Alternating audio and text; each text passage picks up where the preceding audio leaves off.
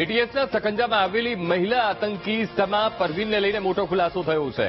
સમા પરવીને પાકિસ્તાનની સેનાના પ્રમુખ અસીમ મુનીરને સંદેશ લખ્યો હતો. સમા પરવીનની સોશિયલ મીડિયા પોસ્ટમાં ઘટસ્ફોટ થયો. ભારત પાકિસ્તાન સંઘર્ષ દરમિયાન પોસ્ટ લખી હતી અને પ્રોજેક્ટ ગજવા ઉલ હિન્દ ખિલાફત શરૂ કરવા માટે પોસ્ટ લખી હતી.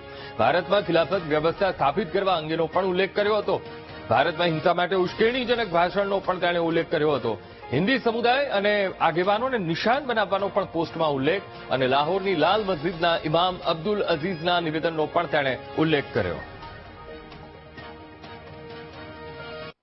સંવાદદાતા અનિતા પટણી ફોનલાઈન પર. અનિતા, એટીએસના સકંજામાં જે મહિલા આતંકી આવી ગઈ છે સમા પરવીનની પૂછપરછ અને આ પૂછપરછમાં ખૂબ મોટા ખુલાસા થઈ રહ્યા છે. અનિતા, શંકુ, જે પ્રકારે એટીએસ દ્વારા જે 5 આતંકીઓની ધરપકડ કરવામાં આવી હતી, જેમાં મહિલા આતંકી જે સમા પરવીન હતી તેની તપાસ દરમિયાન જે મોટા ખુલાસા અત્યારે હાલ કરી દેવામાં આવે છે. સમા પરવીન જે પોતે સોશિયલ મીડિયા પર જે પોસ્ટ વાયરલ કરતી હતી, તેમાં પાકિસ્તાની ચીફ અસીમ મુનીરનો તેણે સંદેશો ઉલ્લેખ કર્યો હતો. આ સાથે ભારત પાકિસ્તાન વચ્ચે જે સંઘર્ષ દરમિયાન જે પ્રોજેક્ટ ગજવા ઉલ હિન્દ પ્રોજેક્ટ જે ખિલાફત શરૂ કરવામાં આવી હતી તેમાં પણ તેને પોસ્ટ કરી હતી.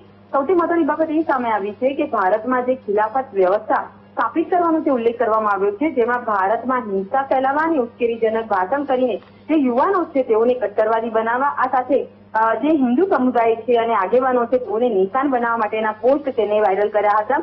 સૌથી મહત્વની બાબત એ છે કે લાહોરનો જે લાલ મસ્જિદનો જે ઇમામ અબ્દુલ અઝીઝ જે મૌલાના જે છે તેના જે નિવેદનો છે ને જે બયાન છે તે પણ તેના પોસ્ટમાં ઉલ્લેખ કર્યો હતો.